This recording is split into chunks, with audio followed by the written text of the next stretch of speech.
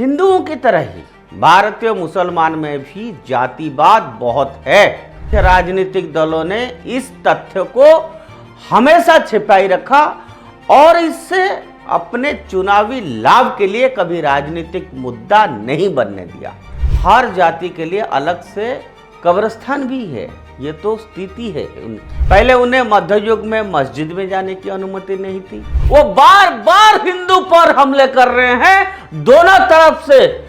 दोनों तरफ से फिजिकल भी और आइडियोलॉजिकल भी।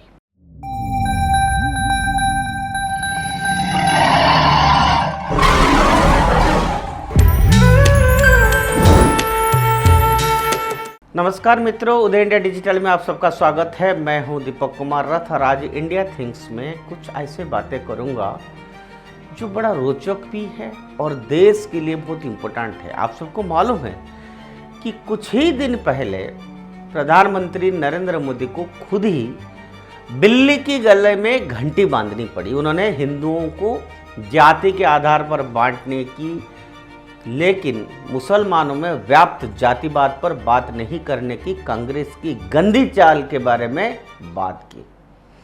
हिंदुओं की तरह ही भारतीय मुसलमान में भी जातिवाद बहुत है, लेकिन भारत की धर्मनिरपेक्ष राजनीतिक दलों ने इस तथ्य को हमेशा छिपाई रखा और इससे अपने चुनावी लाभ के लिए कभी राजनीतिक मुद्दा नहीं बनने दिया।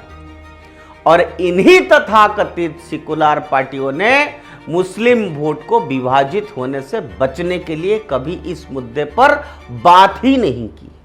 और इसका पूरा इकोसिस्टम, वो चाहे लेफ्टिस्ट हो कोई द्वारा, इतिहास की जो किताब के द्वारा रचा गया नैरेटिव्स हो, या फिर बॉलीवुड के द्वारा इस बात को बताने और धर्मांतरण को बढ़ावा देने का उन्होंने लगातार जारी किया प्रयास। इस्लाम में सब एक है, एक ही थाली में खाते हैं, कोई किसी से भी शादी कर सकता है, कोई रोक टोक नहीं। लेकिन सच्चाई यह है मित्रों कि यह सब इनका फैलाया एक मायाजाल है, जिसमें फंसकर हमारा हिंदू भाई बहन धर्मांतरण का शिकार हो जाते हैं या फिर मीम भीम करने लगते हैं। और आजकल तो कमाल की बात और देखने लगी है, जो खालसा पंथ सिखों के 200 गुरुओं ने मुसलमानों को अत्याचार से तंग होकर बनाया था, वो सिख भी आजकल इसी मायाजाल का शिकार हो गए हैं। यहां से लेकर कनाडा तक ये फैला हुआ है जाल। तो जरा सोचिए इस इकोसिस्टम की कितनी बड़ी कंस्पिरेसी होगी। खैर, आज आपको इस्लाम धर्म के बारे में कुछ बताएंगे जिसे आपको जानना और विचार करना अवश्य जरूरी है। हिंदुओं की तरह ही मुसलमानों में 3 वर्ग है। एक अशरफ, उच्च जाति, इसकी तुलना सवर्ण से करें। एक अजलाफ, इसकी तुलना ओबीसी से करें। एक अर्जल, इसकी तुलना एसी से करें। अजलत और अर्जल ये मिलके पसमानदा मुसलमान बनते हैं। अशरफ कुल भारतीय मुसलमानों का सिर्फ 15% है। उन्हें असली मुसलमान माना जाता है। मुस्लिम पदानुक्रम में सबसे ऊपर है। ये बाहर से आए हैं और उनमें मुसलमानों की असली खून है। शायद मिर्जा, शेख, पठान आदि अशरफ शायद को पैगंबर मोहम्मद का वंशज माना जाता है। अब सेकंड है अजलाफ। आप उनकी तुलना भारतीय ओबीसी से कर सकते हैं। उन्हें असली नहीं माना जाता है। वह सवर्ण ओबीसी हिंदू है जिन्होंने इस्लाम धर्म अपना लिया था। कुरैशी, फकीर, अंसारी, मंसूर, राइन, जुलाहा आदि। अब एक और बात, अजलाफ में भी उच्च और निम्न श्रेणी है। उन्हें भारत में ओबीसी में आरक्षण मिलता है, ध्यान दीजिएगा इस बात पर। तीसरा है अर्जल।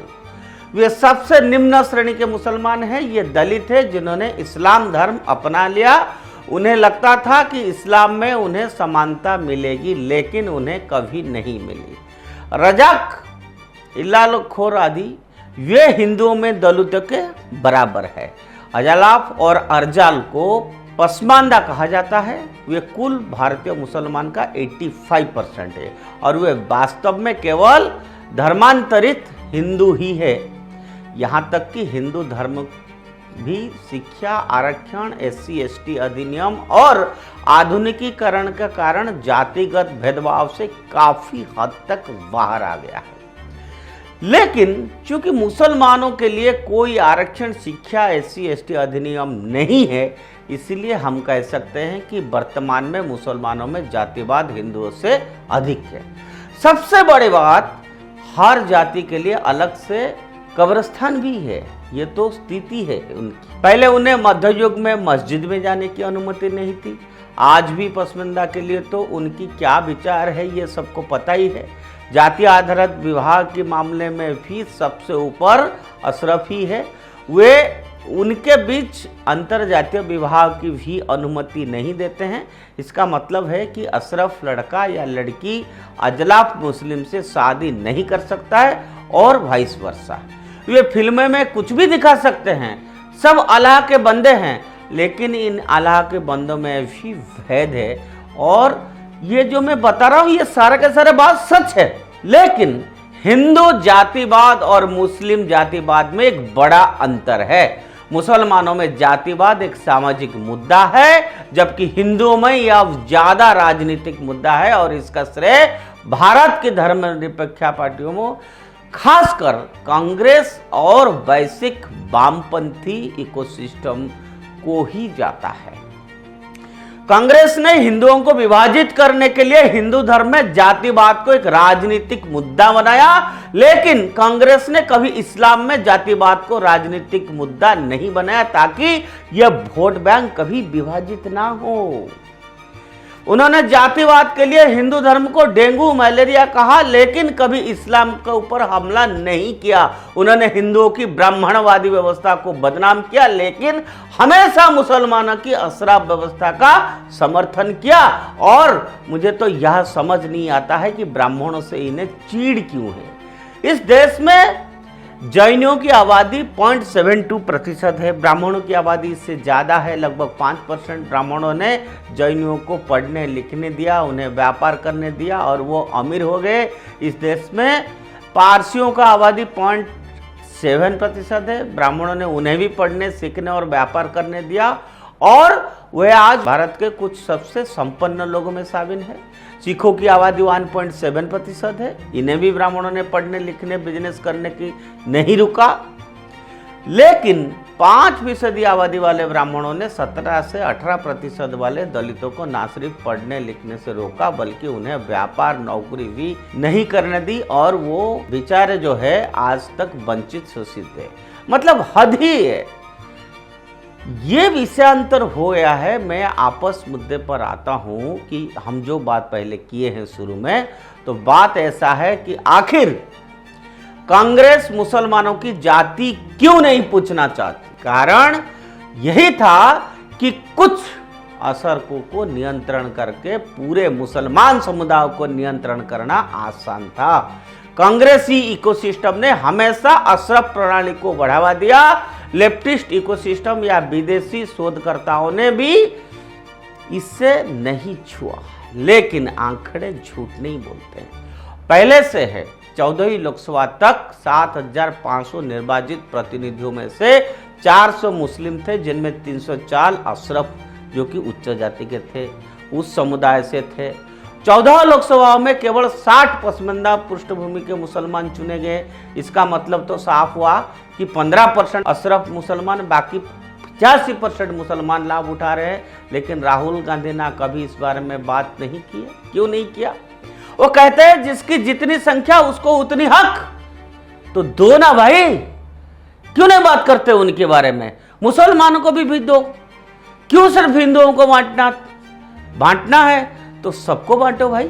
लेकिन नहीं, कांग्रेस की रणनीति स्पष्ट थी। धर्म के आधार पर मुसलमानों को एकजुट करे और जाति के आधार पर हिंदुओं को बांटे। और यही भी आज भी ये कर रहे हैं और इसीलिए हमें और सावधान रहने की जरूरत है।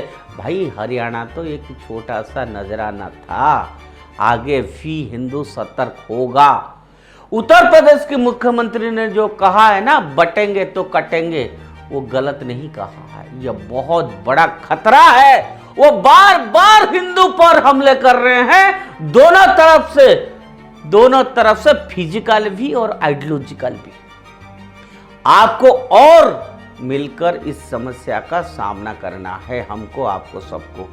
इसके लिए तैयार रहने की जरूरत है और ये बड़ी अहम मुद्दा है मित्रों, बहुत अहम मुद्दा है। हमको देखना पड़ेगा कि आखिर जो लोग राजनीति के नाम पर आगे आ रहे हैं उनके पीछे की एजेंडा क्या है, नैरेटिव क्या है, किसकी एजेंडे पे काम कर रहे हैं, ये जानना बहुत जरूरी है। लेकिन मैं आज आप लोगों को फिर से हाथ जोड़ के अनुरोध करूंगा कि ये बातें ना आप अपना परिजनों को जरूर शेयर करें। Let him know how Rahul Gandhi is dividing Hindus in the name of caste, why he is not talking about Muslims. ये सवाल का जवाब आपको पता है, मुझे भी पता है। आज के लिए इतना। भारत माता की जय।